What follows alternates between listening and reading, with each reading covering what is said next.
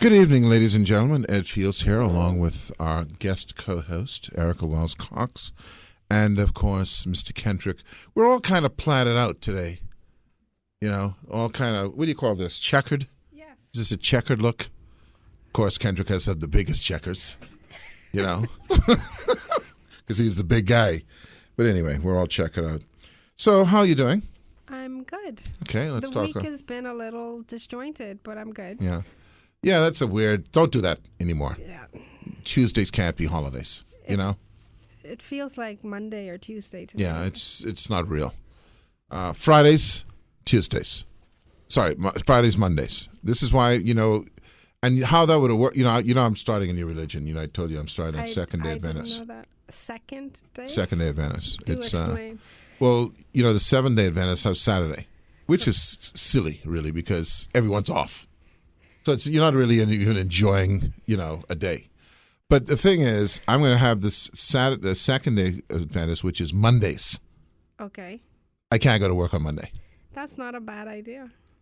Erica, none of my ideas are when it comes to leisure. So how okay? So and the thing is this, you know what I like about religions? You can't question me. Don't question me. I'm going to, you know, form it. Right. Register or it. Else it would be discrimination. And worse off, discrimination of religion. Right. Because I'm going to believe in God. It's just that God told me Monday. So how are you going to rationalize it? There is no need to rationalize it. It's my religion. What are you questioning my religion? Did they rationalize? I'm not questioning it. I just want to know. Well, you know, I'll find something. Okay. There'll be a scripture somewhere. I can find it. Okay. To support Mondays. The Second Day. Yeah, Adventist. the Second Day Adventist. Okay. I might have to call it something else because this 7-Day might have a trademark on that Adventist thing. I'm sure you can come up with something. Right. You know. So, you know, that means that I'll always have long weekends. Which is That's wonderful. the plot. You saw the plot. I'll always have Saturday, Sunday, Monday off. Yeah. Always. And that is genius right there. Hey, okay. All right. Kendrick, you like that? You sign up? By the way, I would be that's the the other first thing. person. That's the other thing. This is one of those where you know the meaning of proselytize, of course. Yes. You know, many religions go out of their way, and they even get violent to convert people to their way of thinking. I have a feeling I'm going to have to put a moratorium on the signees. You're going to have like a limited edition. Yeah. Come on, I can't hold that much. Okay. Right. Yeah, come on. Enough tithes. Come on. All right. So, and of course, this is the other part that's also slightly genius. I'm only asking for 5%. Slightly genius. Slightly. I'm only asking for 5%. It's a reduction on the tithe. Yes. It's in recognition of the times. Right. You know, I'm a friendly Things are Pope. tough. 'Cause You want equal opportunity. Things are rough. Listen, give me 5%. You know, we moving off the 10% thing. So and the other 5% you can because I'm going to also have a little kind of a sub bylaw. You're free to party on the Monday. Oh. Okay, so you can use. You just can't work. You just can't work. Right. So But you just use the 5% savings to party with. Right. Okay. Yep. So it's all good. Yeah. I'm developing You it. will be a popular leader. It's in development. It's in development. Okay. No phone calls, please. It's not started yet. You can't sign up anywhere. All right. So the other thing is, as I was telling you as we were walking up the stairs, I have to find a way to be deconcerned. I invented the word. I don't know if it exists. Does it exist? You're the author type person. I do not think And so. I'll show you why. I'm going to show you a picture, and I'm going to post it later on my thing. We're going to have a guy named Konkole. He goes by the name Konkole. You may have seen him. He deals with litter. No, He's I'm anti-litter. not familiar with But it. his name is Andrew Roll. Okay. Check this out. Where is that? That's Dean's Lane. Okay. That is Do you horrific. know where okay, so as you go up to the fort and you take a left onto Dean's Lane. Yeah. So Okay. it's like you're going where you used to be able to license your car, right? But the inspection place. Right. You go up that road. Right. And then there's like the lookout fort on the right. Yes. And then left with the big where the Yeah, school there's is and all that. Right, a building. That's left. That's Dean's Lane. Yeah, there's like a doctor's office there or Right. something. And then you go to the end, and then you have to take another right, and it's like a little jog. Mm-hmm. And right on the corner there is a lot, empty. It used to be, I think it used to be a building, a home or something. Okay. And that's where people are dumping. And what is happening is people are, and this is where I'm going to put, see, but I can't get, see, this is another thing that I have to add to my mental burden of people. This is what slobs are doing. And I promise, but it's only in the context of slobs that I'm going to be derogatory. Okay. What slobs are doing is getting hired to move your garbage. And then the slobs are taking the garbage around the corner and dumping it. Right. They're not going to the dump. Because it costs money to go to the Like dump. $5 or something. Right. I don't know what it is. Okay? So I'm making a recommendation to all of the people. Sometimes I wish I was in control just to do these things, right? Where I would say, okay, here's the new rule. You are not allowed to pay someone who is taking your garbage in full. You can only pay 50%. And when they come back with the receipt from the dump weigh station, that's when you get the rest of your money. Simple but brilliant. Yeah, that would do it. Now, I'm not going Or to at wait least for these. partially, anyway. I'm not going to wait for the slow-mos. Mm-hmm. I'm going to appeal to the non-slob population that if you have something to dump and you want to pay someone, you will tell that person, I'm only giving you 50% up front. We're not waiting around for the law to catch up with the thought process. Because it's what's the big deal to you? If you're going to dump it in the dump, it's what's the big deal? Right. I'm giving you 50%, and I will give you the other 50% when you come back, because that's normal services. Right. You've not completed your service to me because my service is not you picking up my garbage. My service is you taking my garbage to the dump. So then does it become that property's owner responsibility to clear that garbage? I'm just curious. From where? Well, I don't know. From where it's who's being going to do it? dumped? Well, actually, that's government property. So, Wow. yeah. I've spoken to Greg Morris about it already. Sent him the email and the pictures. He's disgusted by it as well. And by the way, I think the government does that with their contractors. You have to show a receipt. Right. So I don't know. It's just so disconcerting to know that people keep on talking about don't treat them in a certain way. Mm-hmm. Don't disrespect them. Don't look down on them. Don't be condescending. Let me tell you something. Let me be very frank, very clear, because this is the one category of people it doesn't count. If you do that kind of littering, I look down on you. Mm. I think you're no good person. I think you're a slob. If you can now find a reason to tell me why I should not look down on you, if you can justify why you can do that, I apologize. I will give you $1,000 on the spot. Mm-hmm. If you can tell me why you think you can take garbage from somewhere and instead of taking it to the dump, you can just dump it anywhere. Yeah. $1,000 for anyone who can come up with a justification. Well, it's disgusting. It's disgusting, It and is therefore they're disgusting. disgusting people. Yeah. Yeah. And every one of those scenarios is associated with a disgusting person. Every piece of litter that you see on the ground is associated with a disgusting person. There is no act of nature other than, let me qualify it, if there's in the garbage can and the wind blow the garbage can. Mm-hmm. Okay. Or the dogs tip it over. Right. But there's no rationale for the things that I see around this town in terms of garbage. It's just crazy. It is crazy. And you should be ashamed of yourself. And you know who you are. If you're listening, you know who you are. You know that when you open your hand to drop something on the ground, you know you did that. So you know who you are. I mean, so you know you see people, you drive behind people in traffic who throw containers out of their car windows. They think nothing of it. They're disgusting people. That's all I can say. It's a sad statement that people do this. I don't know. I don't know how. I've been doing this for 20-something years, talking about this very subject, and it's obvious that. And again, see, I cannot care about these people. I cannot cloud my mentality or my being to care about how they feel. Because why? They don't care how I feel. Yeah, well, and they don't care. They don't care. They don't care how I feel. They don't care that they are polluting my environment. They're making me feel ill. They're making me embarrassed.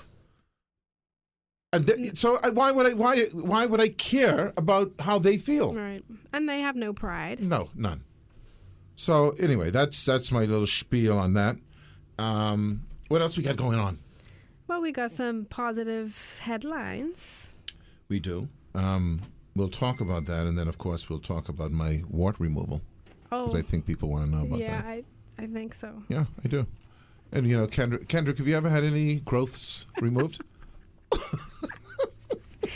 Just for Kendrick is shaking his head. Kendrick, you know, see what I do, Kendrick, is I just try at least once, just once during the show, to throw you off. Okay. I think it worked. So no growths. No. Do you have any growths? No. Okay. Well, we're gonna hear. These are very personal things, right? About Ed's growth. See, Kendrick has a problem with me because he thinks, and this is a quote, "I'm too open." Yes. Well, see, now all of a sudden words come out of his You mouth. share Yes. too much. What's wrong with that? TMI, right, Kendrick? Yes. Kendrick. TMI. What is wrong? Why are you closed? Why are you threatened by openness? Kendrick is a private individual. Yeah, okay, I get that, but no one's talking about with his sexual prowess or anything like that. Just a little growth. Okay, because the reason, Kendrick, the reason why I'm talking about the growths because other people, see, this is not just self-indulgence. Other people may have growths, and they would not know how to have those growths removed. Yeah, so this could be beneficial. It's not could be, Erica. That's the whole point of the show. Okay? Well, this particular topic could be. We have not. Listen, Kendrick, tell me something we have done that is not beneficial. Even when we talked about the divorce, Tashina's divorce, it's beneficial. It allows people to think about it. That's all. I think a part of the conversation we had on Monday was not beneficial. What was that? What did we talk about? You know, when you were talking about the Marco Polo episode. The harem? Right. Why is that not beneficial? You see? I can see where even I think Kendrick would agree that if he got a note from his missus, that's what they used to say in the cowboy days, okay, that he could have a harem. That would be extremely beneficial to him. He's going to lie and say no because he's on the radio, but don't worry about it. He knows. Do you think many men, if given the opportunity, Erica, would refuse a harem? I don't think many men would refuse. Okay. Kendrick, would you refuse a harem if it was all free and clear? I wouldn't trust it. You wouldn't trust it. And it would be too You know what bad. I'm going to say to you, Kendrick? Send your harem over to me then, okay? Since you don't want to use it, send it to me. You'll test it out. No, the test, he doesn't want it. Just send it over. Anyway. Yeah. Anyway, so I see crime is down. 26%. Serious crime, yeah. Serious crime. Well, that's what we're concerned about. Yeah, Right? Serious crime. I mean, 26%. But these are. I applaud it, but then at the same time, you have to contextualize it. Yes. Because going from say 150 to 110 Yeah, it's is still unacceptable. But at least it's going in the right direction. You don't know why it's going in the right direction. You don't know if everyone's killed each other out or if there's I believe that the reasons for violent crime are much deeper than the police. yeah. I think I would agree, yeah. I think and that's why that's a catch-22 for them, because if it's the police announcing that, it's a sign of they're responsible for it, but then they get blamed when it's up. Right. So it's a kind of a catch-22 But thing. there was a time there last year when they had, the murder rate had slowed considerably. Remember, we were talking about Right. it. Like 1 month, no murders. Right, which was remarkable, given what had been happening previously. It looks like we're up to a little, looks like up to a swift start, though, on the murders. Yes. Yes, You know, definitely. it's crazy. Yeah. It's crazy. I don't know. I don't know what to do. I mean, obviously, no one knows what to do, but it's got to be. I think that you have to abandon the. You know, I saw something. Have you seen this movie called Denial? No. You should see that movie. Okay. Stop reading. Jeez. It's a movie about. It's a true story. See, it's a true story. Okay. And it's about a Holocaust. She wrote about the Holocaust, and in this, she refers to this guy who is a Holocaust denier. This is a true legal case that happened in Britain, and she was tempted to bring Holocaust survivors to testify, and the lawyer said, no, no, no, no, no, no. And he made this statement, which I thought was most interesting, that in order to win, you have to deny yourself what is emotive. Okay? So you think you can win by being, well, I don't know if you're thinking you're going to win, but you're in an argument or you're in a discussion or you're in a whatever, and you want to lash out and you want to be emotional and do the emotional things.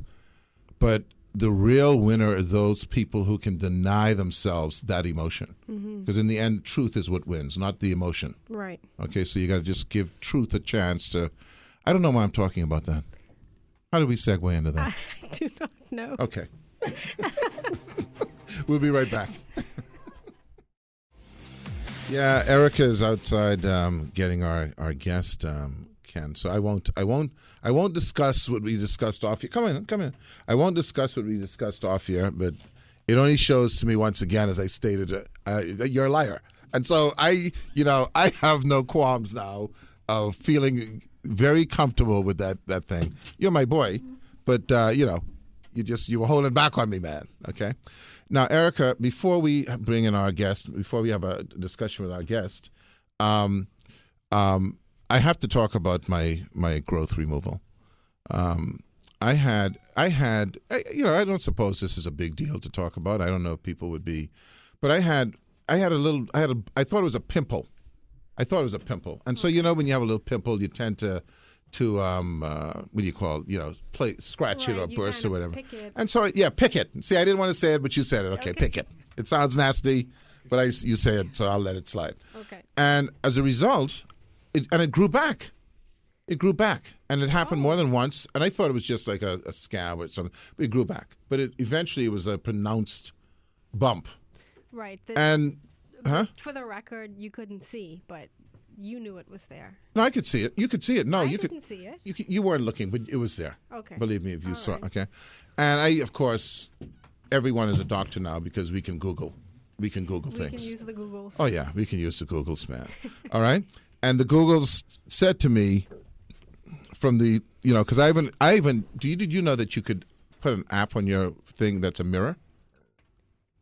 You know that, right? On your phone? No, I didn't. Yeah, you have an app that's a mirror, and so I use the app. See, I'll show it to you. Did you know that, Kendrick?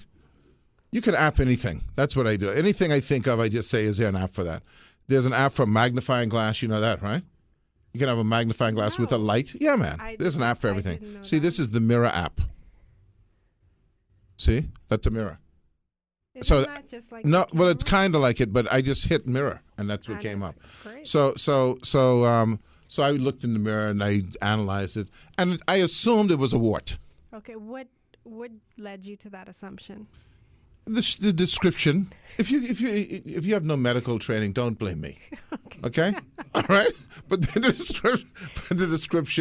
These things. You look at. I looked at pictures of, and you can see the similarities. Okay, all right. So then they tell you how to do it, and they had all kinds of weird things like put apple juice.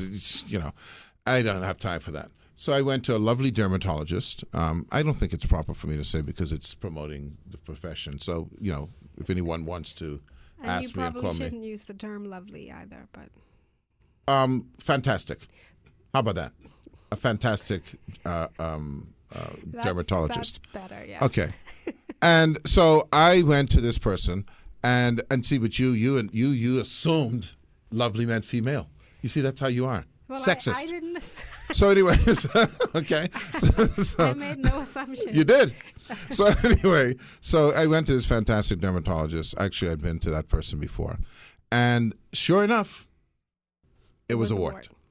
So they said to me, I'm being asexual. They said to me, we could remove that. We could do that now. You were being asexual, yes. When I said that, I didn't say who it was. So I said, as opposed to, boy, I wonder would he come up for that. So I said, yeah, sure. What is that going to entail? And then I saw a needle. I don't like needles. Needles make me very nervous. Well, especially on your face. Just needles are bad news. But anyway, the bottom line, long story short, needle goes into the wart to numb the pain. Mm-hmm. But of course, that causes pain first. But I guess it's less pain than the pain you would feel when they burn it off or freeze it off or whatever they do. Okay. So what did they Yeah. use? Like a needle into right, the but how into do the they thing. freeze it? It's like a metal thing with a thing, and then they put it on and it's clipped it, and and then they cauterize it, and all of that happened within minutes. And you can't even really see now, right? No, No. but of course. Yeah. I mean, it wasn't a gigantic wart, but Well, But- I'm happy for you. And so, if you have growths, Okay. please, inbox me, and I will recommend to you, this. Fantastic. Very capable. Yes, very capable and professional dermatologist. dermatologist. Yeah. So there you have it. Okay. Happy? Yes. Okay. So don't be afraid. No, don't be afraid. Okay. But I'm of the mindset, and again, I'm what you would call borderline hypochondriac. Okay. Okay. Borderline. Okay. Borderline. Okay. But borderline hypochondriac ends up being borderline not dying. Okay, because I don't care about these people who want to call me whatever they want to call me, but who let their ailments persist until the growth is covering their whole head. You make a good point. Okay, so I don't want any doctor telling me, if you'd come here a week ago, we really could have saved you. So Kendrick, you agree with that? Okay, so we don't agree on much. Kendrick does not think we should know about it, but he agrees. Well, no, we're just talking about in general now. I'm not talking about any specific thing. But the reality is I believe that when you have something going on, you should check it out. Yes. Because it can prevent a lot of problems down the road. And so this is how I am. So get used to it. I may be telling you many stories. That's a good example to set, though. Yeah. Seriously. Yeah. I mean, a lot of people, they don't take their medication. They don't, So, and this is a segue. I'm fascinated to see how you're going to make this segue. Because we have in our presence the former Governor General of the Bahamas, Sir Arthur Foulkes, who obviously is also a pseudo-hypochondriac because he's looking wonderful at the ripe age of what? 89. 89. Unbelievable. Okay? Right. So I know he has got a little pseudo-hypochondria going there. You don't allow things. That's in May if I live to see May. You'll live to see me. Okay? The way you're looking, you'll live to see me. Yes. But I mean, I'm assuming that you don't let things slide either. You watch out for your health as well, Sir Arthur, right? Yes, I do. Yeah. And I take my vitamins. Yeah, so you do the thing. So, first of all, welcome. Thank you. Again. I think the last time you were here, we talked about democracy, which is kind of a good tie into this whole thing. We have with as our guest, very special guest, Sir Arthur Foulkes, former Governor General, and I'm happy to have you. So we just experienced Sir Arthur, and I'm going to tie both of the scenarios that happened on Tuesday into this to see what your view on this is. But we just celebrated the 50th anniversary of Majority Rule Day. I suppose Majority Rule, not Majority Rule Day. Because it's Majority Rule Day is only 2 or 3 years old, right? Yeah. Officially. What allowed for that moment or that event to go? And I want to be as benign as possible. Another medical term, benign as possible in my description here, but to go essentially unnoticed for so many years. Is that a fair thing to say? Yes, it is. It hasn't got the attention that it deserves to have in regard to its importance as a historical event. Mm-hmm. And the pity is, no concerted effort is made to celebrate it as belonging to everybody. And I've always lamented that. One political party will use it as an advantage when they think there's an advantage in it, and then others will hold off because they say that's their thing. The truth is, it belongs to all of us. Right. And when we get to see it like that, I think we will have made some progress. Mm-hmm. You, 89 years old, let me see, that's, how do we do the math on that? Erica, do the math and then tell me later. How old, when you were 18 years old, was what year? Ooh. Well, there's a lot of math involved here. Your brains are younger than mine. Well, I was 21. I was 20 and 48. Okay, that's so 20, easy. Eh? Okay, all right. So you're 20 and 48. So in 68, you would have been 40. And 48. In 48, you were 20. And 40, so in 68, you would have been 40. 40, yes, right. yes. So that means you're around 38, 39, 40 during majority rule. Yeah. Which actually happened in just because 1967, January 10th. Mm-hmm. What were you doing then? What was your role? Were you a journalist? Were you in Parliament? I was, well, we got to go back a little bit. Uh-huh. There was an election in 1962. Okay. I was working at the Tribune. Okay. As a reporter. But I had been involved with the Progressive Liberal Party, and most particularly with a group called the NCPA. Okay. We were supposed to be, and people keep saying young, but we were not a youth movement. We were just a radical group inside the party. Okay. Because we thought that the party needed that kind of movement. Oh, listen, we're going to take a break to go into the news. Sorry to interrupt you. We're going to take a break to go into the news, and then we come back and we tell the full story. Right.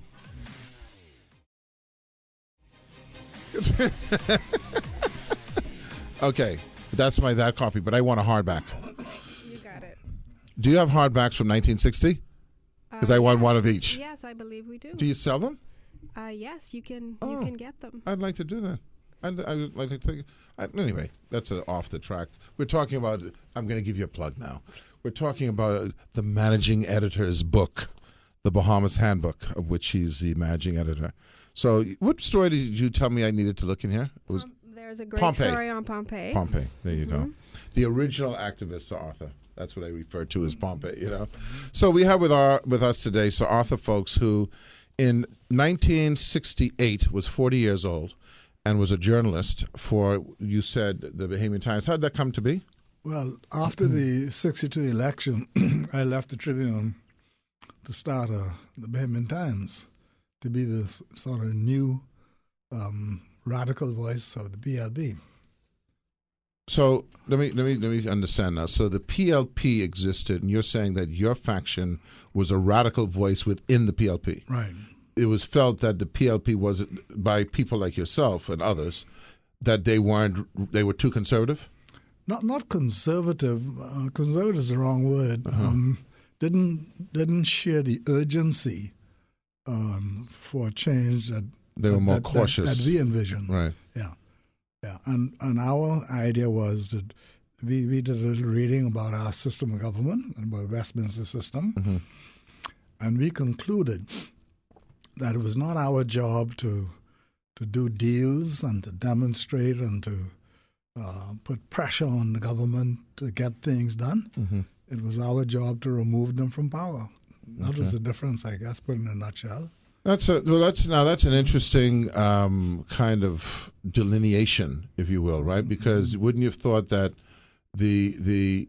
so you're saying that the establishment PLP were more into appeasement and compromise. Let me give you an example. We thought that this was the age of party government, and that had just come into being, right? And that you should be the PLP should be the party in opposition, right? And you should fulfill a role of opposition. And the job of the opposition is to win the next election, right? With some other things, but to win the next election, right? And not to participate in the government, right? And that was a key point. One of our big differences with the chairman of the party, Sir Henry Taylor at the time, who took an appointment from Sir Stafford Sands as a member of the Development Board. The Development Board was then cabinet? like the Ministry of Tourism. Oh, okay. Well, let me ask you, it's interesting. I'm going to digress a second here, because I've been talking this thing through about party politics, and the fact that you have an opposition essentially means that you oppose. And of course, the extension of that is that your intention is to win the government. Is that good? And you know why I'm asking you that? I hope you know why I'm asking you anyway. Is it nothing can be good on the other side all the time? No, every government, it's a very sorry government that doesn't do something good. Right. Even the worst of governments will Right. do something good. Right. But our job is the job of the opposition Right. is to keep the government's feet to the fire, Right. to prepare Right. for the next election, Right. and to prepare an alternative program Right. or platform Right. for the next election. Does the and I'm going to go back to majority rule in a second, but this back into the let's say the continuation of the democracy speak has that not morphed into that is the only consideration in party politics? We see it in the United States, we see it here, other places, is to win the next government. No, the idea is to win the next government to do something better. Right. The idea, the whole idea behind the system, is this system is supposed to produce the best possible government for the people. It's an adversarial system. It's a lot different from the American system. It's an adversarial system, and a lot of people around the world agree that this is perhaps the best system of government. Most people choose parliamentary democracies, and that's inherent in the parliamentary democracy. The government governs, the opposition keeps their feet to the fire, make sure that they fulfill their promises or remind them of their promises, and prepare themselves to become the next government. So I suppose in a perfect world, if you had an excellent government, even though the opposition would keep them to the fire, it's then left up to the people to say, well, they were an excellent government. Yes, absolutely. Okay, all right. All right, so we had our little democracy lecture, So, go ahead. So Arthur, majority rule. We had a guest on the show on Monday who made a statement that I wanted to put to you. I wanted to get your opinion on. He asked the question, what are we even celebrating? Nothing much has changed since majority rule. But what do you say to that? The fact that you had majority rule. No. A lot of things have changed, and I made a list for the school children in 1920, so I go back over a century. About what majority rule did and what it meant. And let me give you a couple of things. For the first time, up until January 1967, this country was governed by what I call a classical oligarchy, and it was a racist oligarchy. And the majority of the population were black. But the majority, in fact, all the people who in the cabinet were white. Now, that in itself, this is something to fight to change. Just that alone, because It's not representative by any means. Because what that there are a lot of messages in that. Anyway, so people of African descent after emancipation, people of African descent did not from 1834 in the Bahamas to 1967. People of African descent did not, and that's a majority, did not govern themselves in the Bahamas. That's number one. And that is one of the things that change. And Probably the biggest thing. And if you don't think that's important, you should think again.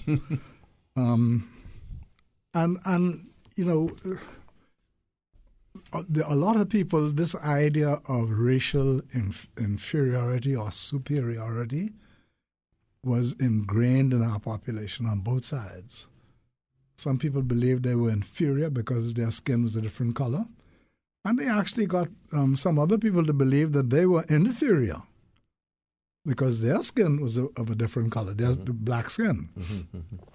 Fortunately for some of us, we never accepted that. Never accepted that. And we didn't define it as neatly back then as we do today.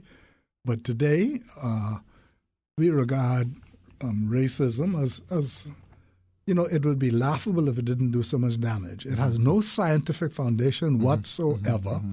There's no evidence whatsoever that one race is innately superior or inferior to another. So that was one of the things that January 10, 1967 was supposed to change. That's the psychological shackles that was supposed to change, and I think it did.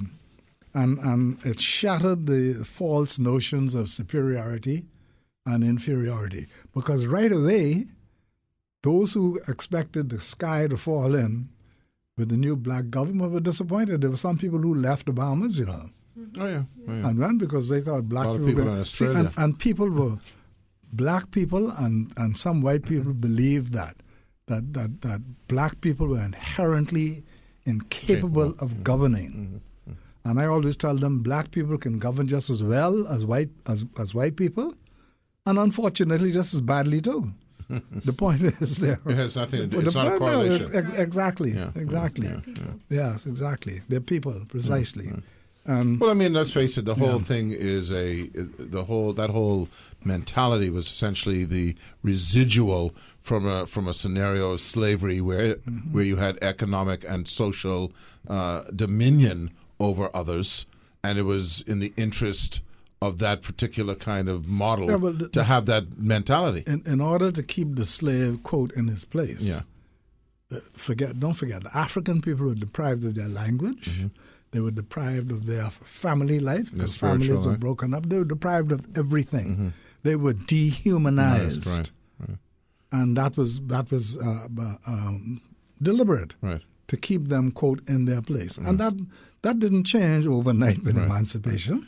And we didn't have, when the soldiers come back from the war today, they have consultants and all the rest, precisely to deal with those problems. Stress because of the war. Well, these people were stressed and traumatized, not just in their lives, but every day in their lives, and for generation after generation. Because they passed it down. Yes, and so the psychological thing was extremely important. I've been watching some things recently, like The Birth of a Nation, things like that. And, every time you see it, and, those movies, those type of films are far and few between, okay? But every time you see it, you have to imagine that whatever you're seeing had to be 100 times worse, because the nature of human beings, to be cruel and to be, and once you've dehumanized, you can do anything. But like you say, though, and it's not something we discuss comfortably, but to think of the kind of, well, let's talk about it. So, Arthur, you grew up, you said you were 20 years old in 1948. Which means that around about 1938, 38 add on another, around about 1940, you were in 16, 17 type of range. Growing up in this country where you saw, because you see it, it's not like, I don't know what exists over there and this is a good world for me. You see the differences. What did it do to you psychologically? I mean, was there any kind of that? How did that manifest in you? As I said earlier, I was fortunate, I guess, that I never bought into the, and it may be, it might not have been because of me, maybe because of my upbringing. And I was born at Inagua, right? And fortunately, during my childhood at Inagua, I think Matthew Town. I think it's safe to say that Matthew Town was perhaps the only large settlement in the Bahamas, which had a considerable white population that was not segregated. That was my experience as a child. In Inagua, whites and blacks went to the same churches, belonged to the same lodges, went shooting together, and were buried in the same graveyards. Well, then now we understand. So, you see, and it's amazing because I was just watching something the other day on the same. Remember, Erica, we were just talking about this movie Bloodline, Yes. and how this one particular individual was troubled, and it's all about that upbringing. The experiences that you had. So you obviously came up in an environment where you didn't have to experience that. Maybe that was why I didn't buy into this. Right. I would hope that even if I had not had that experience, Right. that I would have come to the same conclusion very early in my life. But it's very difficult because I can tell you, I'll just use my own personal example. I don't talk about this much. My parents never brought racism to the table. It was not a discussion of superior. It just didn't exist. Okay, in a way, we were, I would suppose you would say, shielded from it. But as a result, and then I ended up going to schools like Xavier's College at the time that I did go, that was integrated. So you didn't grow up with these feelings that you say others possess of inferiority, etc. And thank goodness, because what would have happened if people like yourself, I suppose the Henry Taylors, the Cyril Stevensons, and others who did not feel that pressure and felt the need to change. If you didn't have that, then we would be, where would we be, Well, for those who ask, let me continue. One of the things, one important thing it did was to open the door to universal access to education. A part of the plan of the old guard was to educate a number of people up to a certain point, and not too many of them. There was, before my time, there was no high school for black people until a group of men got together, and it was historically men. Yes. Right? There's always some level of someone left out, right? Like I think it was R.M. Bailey, I believe A.F. Adderley, C.R. Walker, who fought to get the government high school. So before, what year? I can't remember when the government high school was But you're saying created. before that there was no high school for black people. Right, exactly. Can you imagine that? If you pass me that handbook you have over there, I can find out for you. Because our lead story is, in this new edition, is about the history of the government high school, who started it, how it was started, why it was started. You see, we moving on very from the subject, but it's No. The reason I say the reason I bring that up is I want to include all of this stuff because this is why I think we lack. Why it's gone unnoticed. And that's what I'm hoping to be able to do tonight or this evening, to tell people who do not understand what the value was. Yeah. Imagine, every year there was an examination for entry into the government high school. Only a handful of the population was able to go to school to begin with. Right. And so every year, only a small handful of people were able to pass the examination to go to this only high school that we had. I was at Western Senior. Was that a junior school? No, the system was a little different back then, than it was then. They were called senior schools. Okay. But I guess we did secondary levels, levels at those schools. Okay. But the government high was the only school. And just try to envision that. Well, it's insidious. And think that today, you say you wonder what it's about? Think that today, despite all the problems we have with education, this problem, all the D averages and all the rest of that, and people can't fill out forms. Today we have thousands of Bahamians with degrees, literally thousands, with bachelors, some with masters, and even 3 or 4 Rhodes Scholars. That's the difference. I tell people all the time, and this is something I suppose you have to attribute to the government of the day. Not suppose, you have to attribute it. That my success in life is attributed to the fact that in 1970 I was able to get a common entrance scholarship to go to a private school. I mean, that opportunity would not have been there, okay? But the other thing, though, Sir Arthur, is when you think about the insidiousness of it, right? To where you say you're not capable of doing something, but you don't allow me the tools or the training to do it, you know. So after government high school, all of these things, 1968 comes. What do you think immediately after majority, because this was the day of the Mace, where did we lose track of? We finished with what majority rule produced. Because you got some more. Well, tell us some more. Let me run through them very, very quickly, and you can discuss the ones you feel. Tell us. It gave us an opportunity to build a society with opportunity for all. Right. That was not the case before that, right? Right. And that's from across races. It didn't matter. Right. And it unleashed the entrepreneurial instincts of our people who were suppressed by the business arrangement of the day. And it freed many Bahamians of fear of one another. Because I believe there were a lot of people white people in particular, who were told that when these black people come to power, you're in trouble.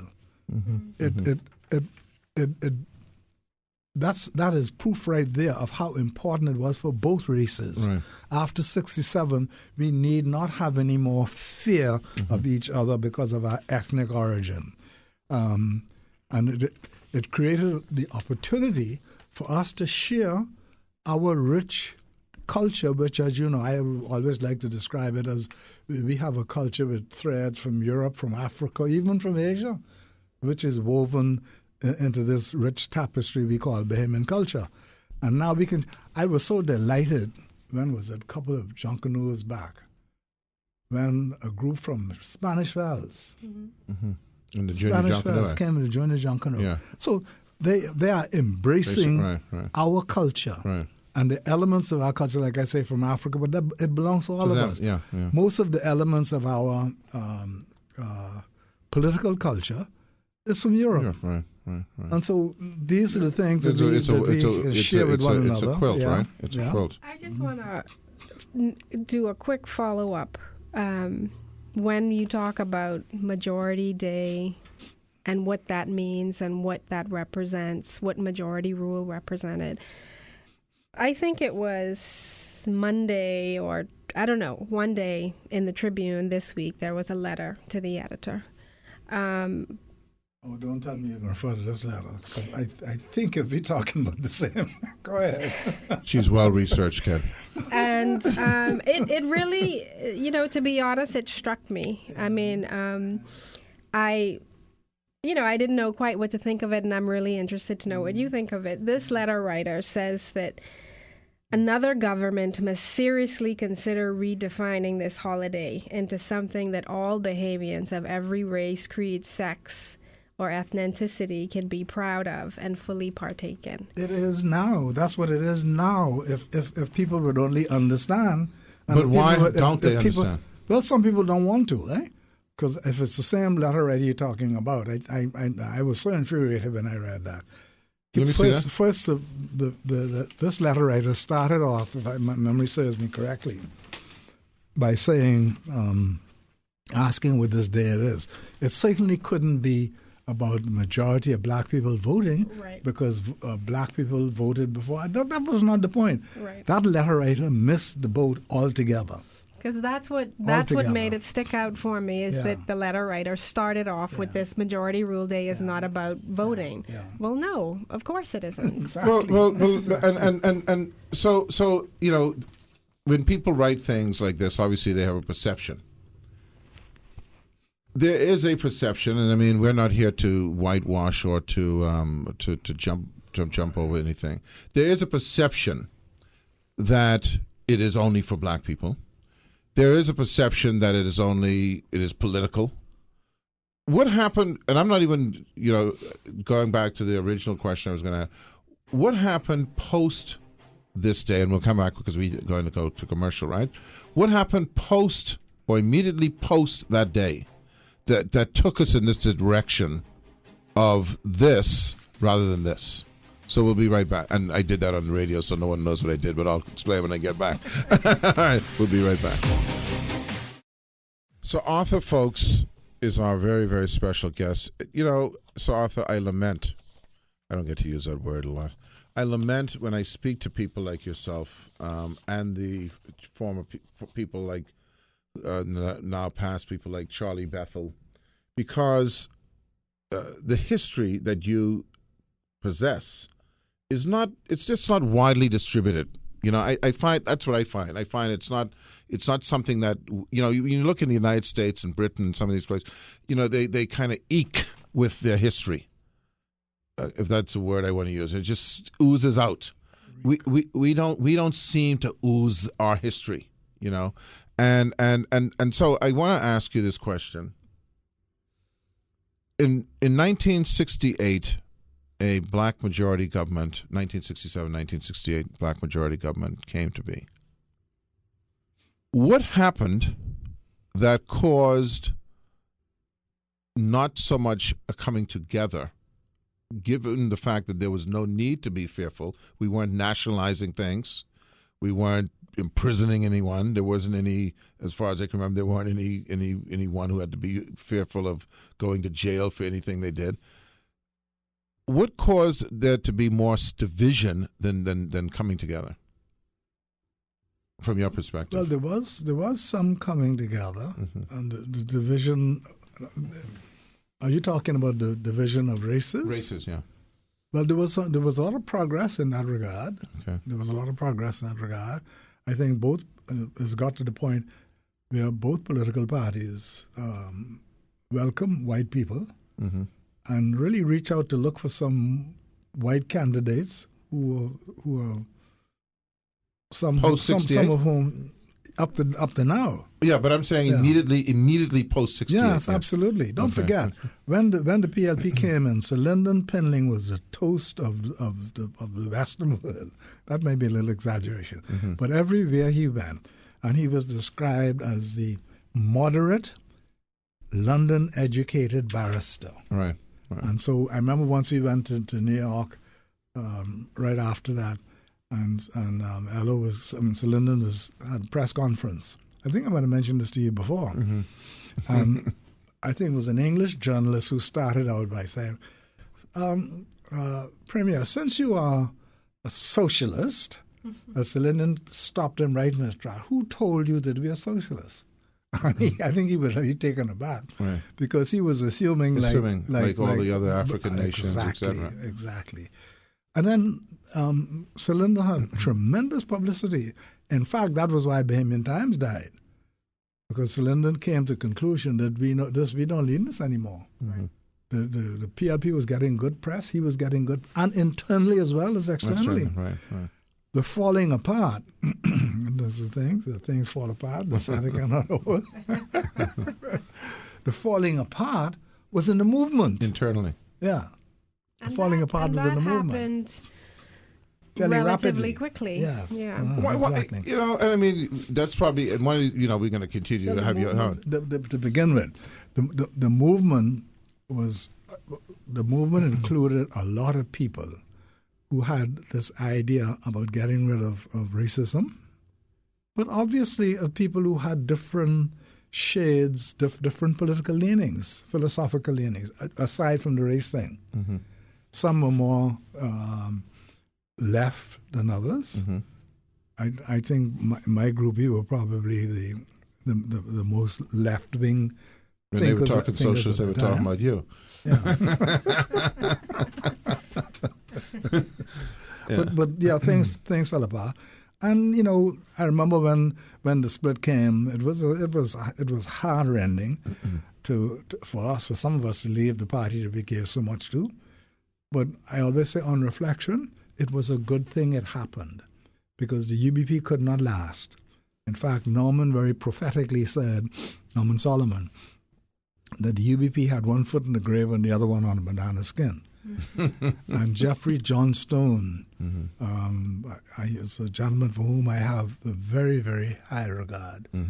He, more than anybody else, I think, realized that era was over, and that organization had to disband, which he did. And I guess we got a new political arrangement after that. We got two political parties, and that was healthy for the country. Right. And those the good thing is those who started the second movement were not reactionaries. They were part of the movement, and I think that's very important.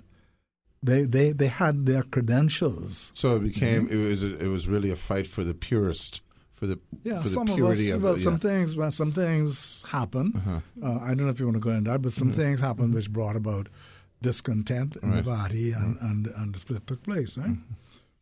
But before things started to fall apart, a period that I've always been really interested in was that year between '67, when the PLP won by, one seat, right? And then the decision to call an election the following year. Surely there must have been some trepidation that, are we doing it too soon? That they would not have gotten the support that they needed. And did the UBP feel like, okay, this is a chance for us now to try and get control back? What was that like in that year? You're quite right. There was a lot of, how to put it, examination, a lot of anxiety, and a very serious decision to make. Whether to go for general election or whether to have a by-election, which you might lose. And that was the thinking. What was the need for another election? Uriah McPhee, who was one of those who was elected, he died. Okay. And that left that, and you remember it was very tight, eh? And so I guess the party decided after much debate and to go for general election. And it's kind of do or die. Yeah, go for the whole thing, do it. But what I find interesting about that particular thing, and I'm sure this must have come. Not only that, there was a lot of confidence that the party had demonstrated that it could govern. Right. Yeah. And it governed well. And a lot of things happened in that 1 year. That was a remarkable year. Yeah. I mean, some places over the hill were lit up for the first time, street lights all about over the hill. Some dead-end corners between Market Street and Blue Hill Road were opened up. Parks were created in the region for children. Works were done in the family. Warren Lavarty did a great job in the Family Islands, doing some of the things that those people out there have been pleading for generations. Cecil in Ministry of Work did a wonderful job. And the people responded. And also, too, so I would think that people, I would think that people, once they saw that the PLP, you must have thought and analyzed this, once they see not only could govern, but that they could win. Because sometimes people feel, I'm not going to go with that side because they might not be the winners. And I don't want to take my chance with them. There's a momentum. So there's now, these guys could win. But go ahead, Erica. I'm kind of even stepping back a little bit more, but I'm curious. I was watching Obama's farewell speech the other night and thinking about, okay, this is one of these moments I'm going to remember, just like when he won in 2008. What was that night in '67 like when you realized, well, I guess it didn't culminate like that, but when the PLP won, there was majority rule for the first time, especially when you contrast that to what must have been a horrible disappointment from the 1962 election. What was that feeling like? Describe that night. I can describe it in one word: euphoria. We were. We were on cloud 9. If there was a cloud 10, we would have been on that. Well, what's interesting? If you look at what's happened in the United States, right, where the black population is a minority, and you had all of these proclamations of emancipation and civil rights, etc. The reality is they never, ever, still up until 2008, maybe, if you want to use that, had any control over their scenario. Here's a scenario now where you go from, the shackles, so to speak, to being in control. Yeah. That's a quantum leap. Absolutely. And we were acutely aware of that. That's a quantum leap, man. And let me say this too. I said this before. We didn't have to wait 2 or 3 days to find out whether we had won. Mm-hmm. If you would go back and look at the newspapers and check what happened, we were celebrating that night. Mm-hmm. I have a picture of us, a group of us on Bay Street. I mean, you could see in our faces the euphoria. Right. And the results weren't in yet. Oh, the results were in. Oh, okay. Yeah. Okay. But all this thing about Fox and Brennan, I'll come to that in a second if you allow me. Uh-huh. This picture, it was Basil Nichols, Rudy Penn, and some others. And I remember my coat was this way and the rest of it. And we were just happy. Yeah. And you know why? We didn't have to worry about all that other stuff. Because Randall Fox, mm-hmm. very cleverly in years after, got it into the public domain that, quote, I gave them the government. Mm. And Randall was a remarkable person, no question about that, a very intelligent man. But Randall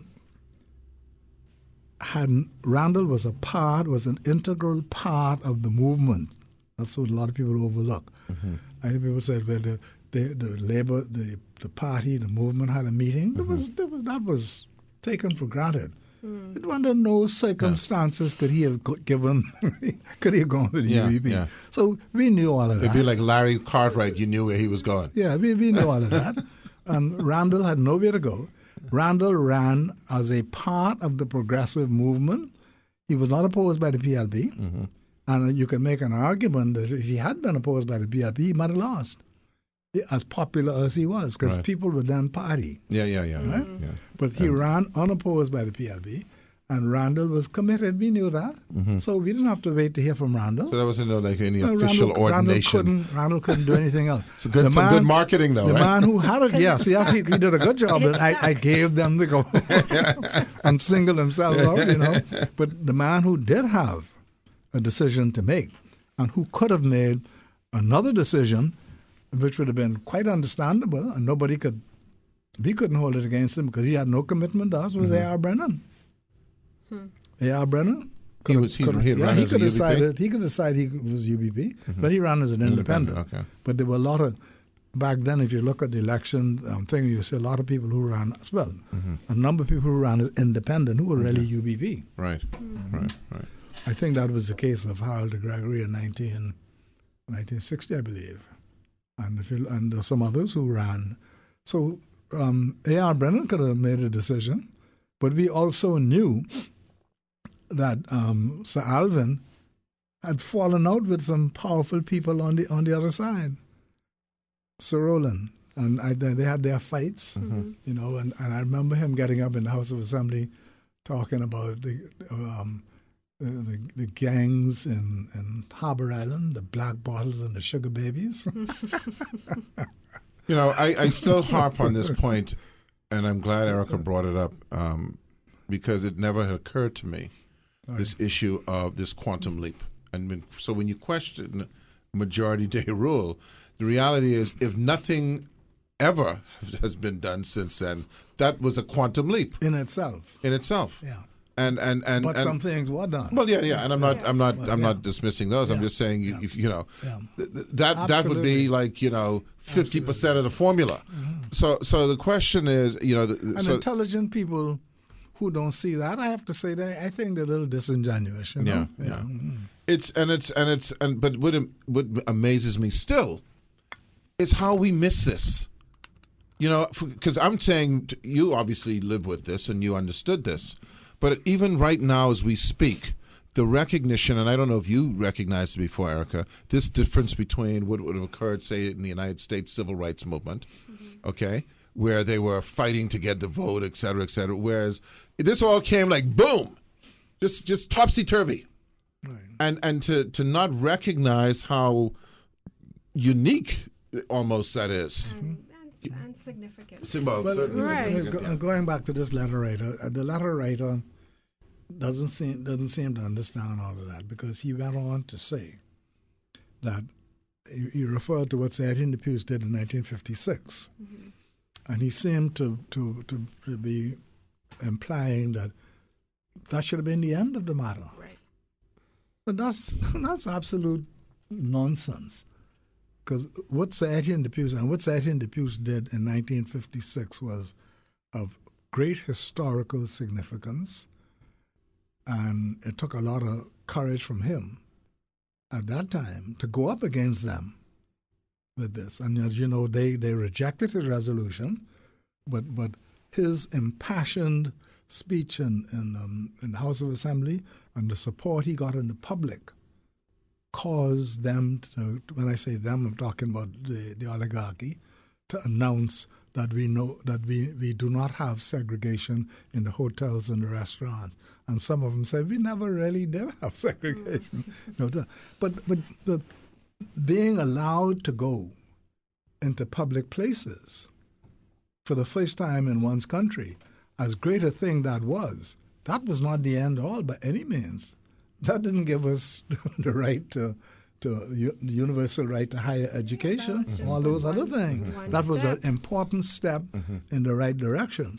And it removed an embarrassment to black people who, when foreign black people came to the Bahamas, they couldn't get a hotel room in the British colonial or no other hotel. They had to live with private people in private homes. I've heard stories of famous performers coming here. Nina Simone. I can tell you about one. There was one, Hazel Scott, whom I had the pleasure of interviewing. Hazel Scott was a renowned pianist. If you don't remember her name, you'd remember her husband, who was Adam Clayton Powell. Yeah. And she came here, and she couldn't get a room, and she went to live with Flo Major, and where the boxing thing is. Yeah. Because Flo Major was a wonderful entertainer, and she got a beautiful home and all that rest. And I interviewed her in Mrs. Major's house. She was a beautiful woman and very talented. And you said beautiful 3 times, just letting you know. Yeah, it's okay. and I make no apologies. Yeah. She sent a famous cable to her husband saying, "This is the land of Sir Jim Crow." Wow. Interesting. Right? Yeah. Boy, so that's the way it was. So to have that removed was a big step psychologically and everywhere. I remember going to the Savoy Theatre for the first time, and I said to myself, is this the dump that they try to keep me out of? and I never went back. We'll be right back. We're going to talk with Sir Arthur, folks, about Majority Day. And here it is. These are the people who, we don't often get to do this. These are the people who lived it. So we'll be right back. Good evening, ladies and gentlemen. Ed Fields here along with our very special guest, Sir Arthur Folkes. I almost was going to say Brennan. I don't know why. Sir Arthur Folkes, along with Erica Wells Cox and Kendrick Williams. We just went through Majority Day, Rule Day. And something else occurred on that day, and that was a march by quite a few people, a number of people. What's your sense now that we have gotten to 50 years of majority rule, that obviously people are not happy with the way things are, which is, I suppose, juxtaposed with the fact that people weren't very happy with the way things were back then. Certainly a different tenor. But what is your feel now in terms of how people are reacting, how people are moving, and just an overall view of the whole political landscape? Well, I have to be very careful because I still adhere to this, That's right, this policy, those of us who sat in a certain place, right, or not to be partisan. Partisan, no. We can make statements about right. And we can talk about right. the generalities of politics. Right, and by the way, let me say, one of the first things that we should do, those of us who are getting involved in public life, is to learn about the system of government and to learn the language. I hear people importing things from the American system. Even I won't call it, high-ranking member of Parliament talking about reaching across the aisles. Across what aisles? We don't have aisles. We have a floor, and there's a great tradition about the green carpet and all the rest of it. and also the language we use. The people who say this is not political. Well, it is political. It is political to its very core. It's all about politics. That's all it is. A demonstration, politics, right? A demonstration to put pressure on the government to do certain, to protest against certain things. That's all about politics. What they should have said was about partisan politics. Exactly. That's lesson number one. Right. But we have to learn about our system, and I think it's a very healthy thing when people are able to demonstrate in their own country. We've got a democracy, and if you're displeased with what's happening in the country, there are various courses to take. You can demonstrate, but I always like to say this too. I know there's some people who complain. I had a conversation with a good friend of mine who was really troubled about some things, and we were talking about politics. And for instance, what is the process for political parties choosing their candidates? And I told him what the process was, and it's a similar process in both political parties. And because he's complaining about some of the candidates, I said, "Well, you know what the problem is? He was not a member of any constituency association in his constituency. Through all my experience in politics in the PLP and the FNM, we have branches in each constituency, and those branches got power, Especially when it comes to things about like the selection of candidates. Well, you and I discussed this last time. This was the core of our discussion. Yeah. Right, exactly. But I asked, how many people would bother to participate in the branch? As I was saying, throughout my experience, if you got 12, 20 people to come to the monthly meeting, you're lucky. Now, you may get, when there's an election coming up, you may get some shenanigans, people registering quickly. But the parties, I think, put a limit on that. You have to participate. You have to be a member for a period prior to the selection. But at that level, the point I'm making is, and this is the point Obama made in his speech, and this is the point that was made in the song, get involved. Well, your political involvement doesn't end when you after the election, you go home and it's all over. We preach it. So Arthur, we preach it almost every single show that the problem rests with us. If you expect to sit back, I used to tell people all the time, if you have a shop and you don't mind the cash register, don't expect to get ripped off. Or expect to get ripped off, I should say. The only person who can guarantee you can't is you rip it off yourself. So get involved. It's as basic as that. It's get involved because it will just pass you by. And I'm glad that you ended with that. I hope that when people who are listening and they hear about things like movements, et cetera, that it's not enough to just sit on the sidelines. If you want to affect change, and and I say this in closing, that you were one of those, sir. In your almost 90th year now. So you've been doing this for about 60 years, 70, maybe more than that. So you have not been sitting on the sideline for 60 odd years. And you see, as a result of that, I think we can all say that you have affected change. You have been a part of the changes as opposed to just watching them pass by. And I want to thank you. And listen, it don't look like you're going anywhere soon. So I would invite you to accept our invitation to come back to talk to these things, because I think it's so rich that people can hear these things. I'd be happy to. All right, my friend. Erica, always a pleasure. Ken, watch out for those growths. We'll be back on Monday. Okay.